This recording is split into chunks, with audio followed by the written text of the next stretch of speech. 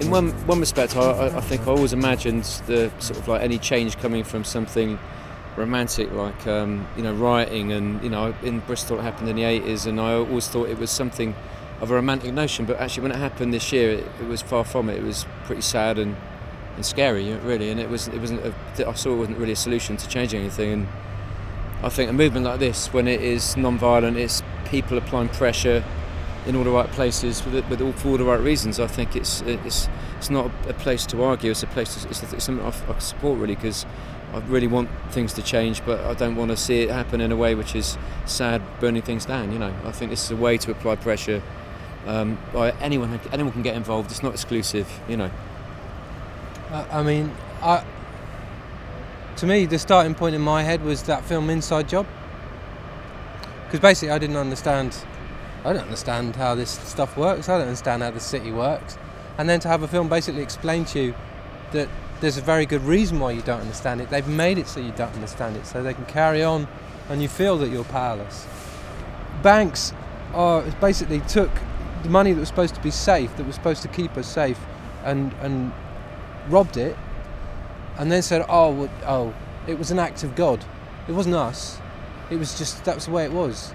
And everybody on the street knows that's not the case. It's not an act of God. It was deliberate. There's people that are responsible, and they're not being held to account. Because it's in the banking system, because it's in this great cathedral of glass and steel, we're not allowed to say anything about it.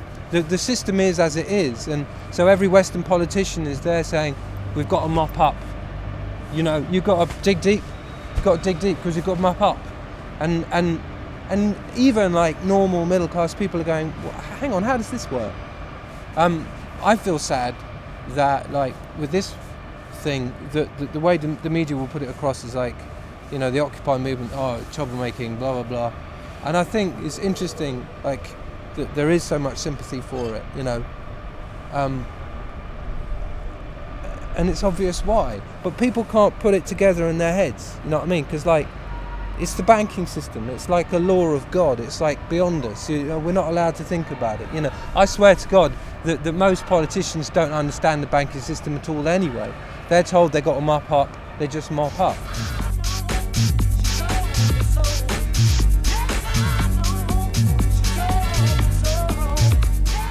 It's organised crime on a global scale, and it's, in any other situation it would not be protected by the law. But in this case, the law of politics and banking are the same thing. You know what I mean? Yeah. Most politicians come from an economic background, so the whole thing is so interlinked and intertwined. If you look at America at the moment, they can't even sort out this issue of resolving how to sort of like lessen their debt, because they're trying. Some parts of the American sort of like Congress are trying to back a few people to protect the wealth of a very few, and it's just. That on any level is ridiculous and sad, and the fact that the rest of the world is being held to ransom on that level is ridiculous. It's crazy. You don't need to be an anarchist. You don't need to be someone who smashes the state to have sympathy with that viewpoint. I think that's what I find. If I was like the Prime Minister of this country right now, I would be. Well, I wouldn't. I wouldn't go to the right school. But anyway.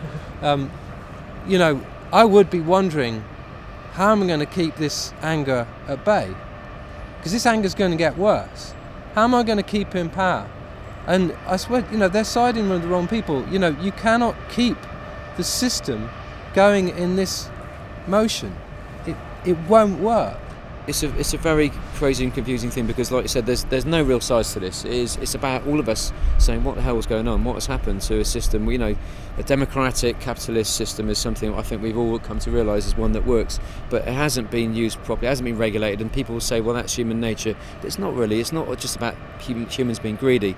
It's about the system and the law not protecting the right people and not siding with the right people. And it's a time when, as you're pointing out, right now, rather than marginalising sort of activists and citizens of the country, you should actually listen and sort of stand by them and say, okay, what can we do to protect this country and the people in it, as opposed to sort of like trying to protect a few. The banks only work if we bank with them. It only works if we don't operate within the system, within the law. And I think this is a law-abiding protest. It's a protest of pressure. It's actually keeping a pressure on a situation which won't get better if we all stand back and it blows up. There's a riot for sort of like 3 months. A lot of other people lose their businesses. Kids end up in jail. That's no solution to anything. Totally right. Do you know what I mean? Right now, this is a better solution. And how else would you do it? You know what I mean? How else now, right now, in 2011, would you register your protest?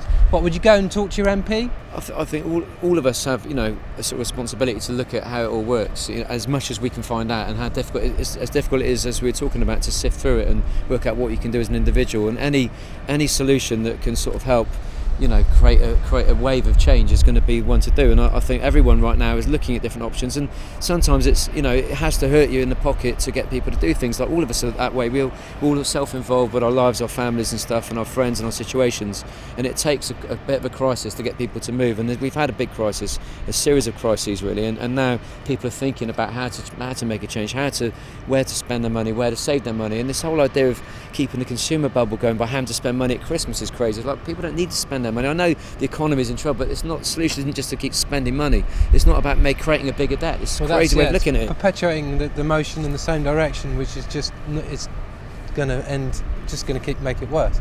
But what you're saying with banks, it's like, to me, banks can't have it both ways. They can't have the luxury of being protected as part of our country's infrastructure, and then take the capital of that and do what the fuck they like with it. You can't do that, right? You cannot have it both ways. You cannot have that luxury. You can't say, oh, you need free capital and stuff. And I think if like governments, if the British government, for example, is not prepared to really make amends to the British people for this by penalising the banks the way they should, then I think we should do it ourselves.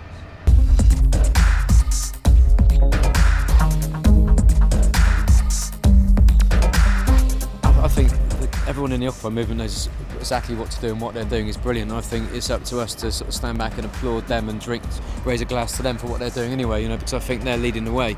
And whatever we can do as other citizens or musicians or whatever is just kind of like help support it. And my hand is raised to them, really, to be honest. Christmas message to Occupy would be that, to be honest, that there's two things. The first thing is, like, to me, it's really inspiring to actually see when it kicked off in New York, how it kicked off, how it happened really naturally, how it happened non-aggressively, cleverly.